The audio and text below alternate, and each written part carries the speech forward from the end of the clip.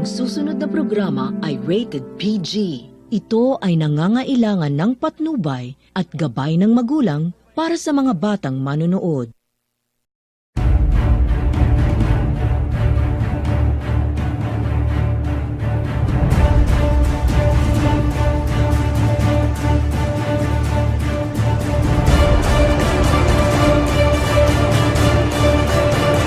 U.S. President Donald Trump is expected in the Philippines on November 12th and 13th, but he's extending his trip until the 14th. He's attending the East Asia Summit that day. We're about to begin a long trip. I know some of you are coming with us. We look forward to it. We're actually staying an extra day in the Philippines. We have a big conference, a second conference, and I think we're going to have great success. We'll be talking about trade. We'll be talking about, obviously, North Korea.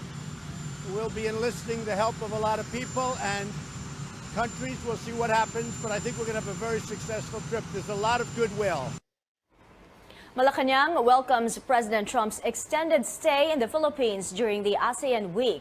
Communications Secretary Martin Andanar says President Duterte is looking forward to engaging Mr. Trump in a dialogue. The two are scheduled to hold bilateral talks during the ASEAN Summit. President Trump and his wife Melania are now in Hawaii. They observed a moment of silence at Pearl Harbor.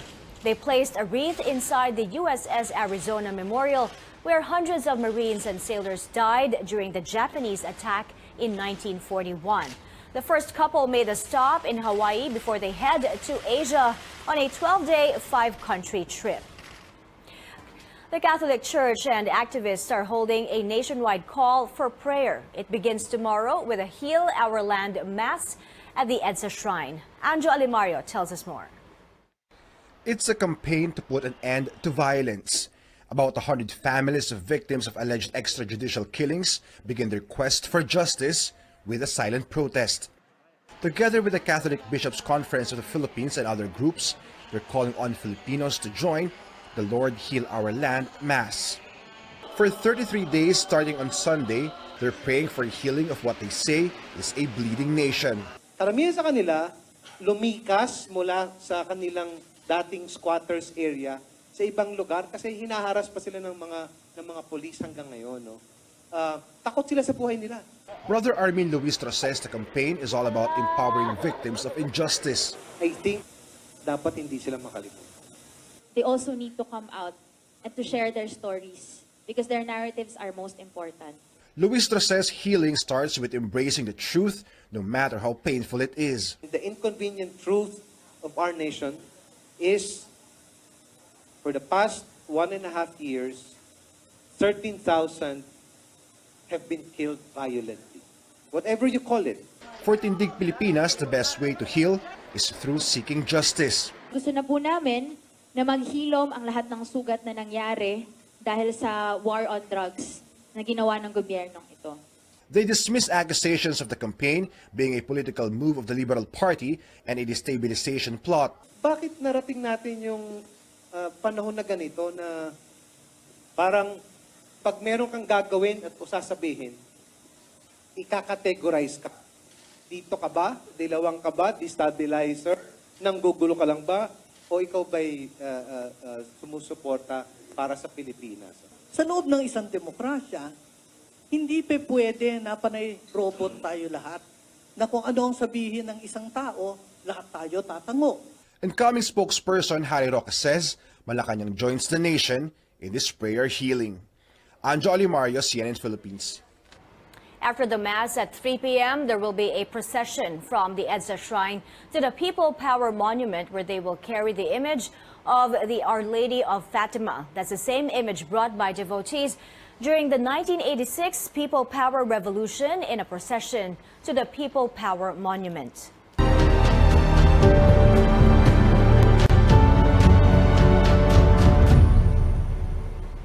They are the unnamed and unclaimed, all 700 bodies in the main battle zone that have yet to be recovered. The military says getting the bodies will take time and will delay rehabilitation efforts. Our Rex Remitio tells us why. Human bones litter the ground as bodies rot under the heat of sun. The Marawi war zone has turned into a graveyard where no one mourns for the dead. Almost half a year into the conflict, 700 bodies of civilians and Maute fighters are still unrecovered from the city. Again, we do not cause unnecessary alarm, but this is the number that we have, we are seeing.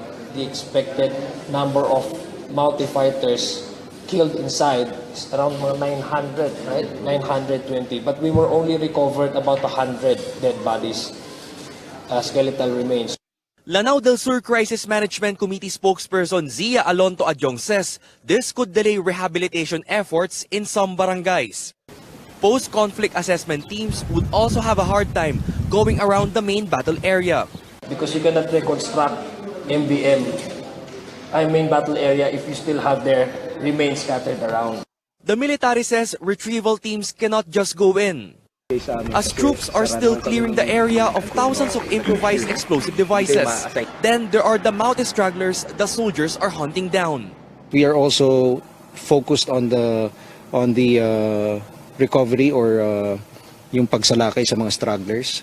Kaya't medyo divided yung attention niyo ng tropa natin. Soldiers are working round the clock to clear the entire main battle area of all threats before the year ends. That's when the massive retrieval operations can start, and it may last up to 6 months. Authorities will try to identify the bodies, and the unclaimed ones will be placed in a burial site. In Marawi City, Rex Remitio, CNN, Philippines. The rebuilding of Marawi continues even with a number of Maute stragglers in a small area in the war zone. It's unclear when the military expects to catch the remaining terrorists, but it says the sporadic firefights should not affect rehabilitation efforts. Basta hindi po adjacent o malapit dun sa area na nananatiling kinaroroonan pa ng maaaring pinagtataguan ng stragglers. Clearing operations continue as authorities allow residents of some barangays to enter. Thousands have returned to 9 barangays that have been cleared. Following the restoration of basic utilities like water and electricity, authorities are working on setting up markets and transportation facilities. The post-conflict needs assessment is also ongoing, with 46 of the 96 barangays already checked. The government downplays terror threats in Australia's latest travel advisory. In a statement, Malacanang says the advisory is not a response to any specific threat. It adds it's safe to work, do business, and travel in the Philippines. Speaking to CNN Philippines earlier, Armed Forces spokesperson Restituto Padilla also says Australia merely updated its advisory in May at the beginning of the Marawi siege. We were informed that they had to reissue this because the previous issuance was too wordy and they wanted to make it more succinct. So it is a mere reiteration of what they already have. The Australian government on Friday said there's a high threat of terrorist attacks in the country, including in Metro Manila. It tells its citizens to take extra caution, also because of the high level of criminality. Australian nationals are asked to reconsider traveling to eastern Mindanao and not to go to the central and western parts of the region because of the high possibility of kidnapping and violent clashes between armed groups. Australians are advised to remain vigilant, monitor the media for information, and follow advice from local authorities. Rodrigo Duterte visits the tombs of his parents in Davao City as he takes a break from preparations for the ASEAN summit. The president arrived at the Roman Catholic Cemetery at 12:30 a.m. Saturday. His convoy went straight to the family mausoleum where the remains of the president's parents, Vicente and Soledad Duterte, are. The last time the president was seen in public was during his arrival from Japan Tuesday night. He is now in the thick of preparations for his trip to Vietnam to join the APEC Leaders Summit and the ASEAN Summit in Manila. Itong tiniyak ni DSWD Undersecretary at CWC Executive Director Mitch Kayhahon Uy. Anya bilin ng Pangulong Rodrigo Duterte na magpakatotoo na makita ng mga dayuhan anuman ang nasa lansangan. Gayunpaman nilinaw ni Uy na may programa na silang inihanda para makatulong sa mga street children.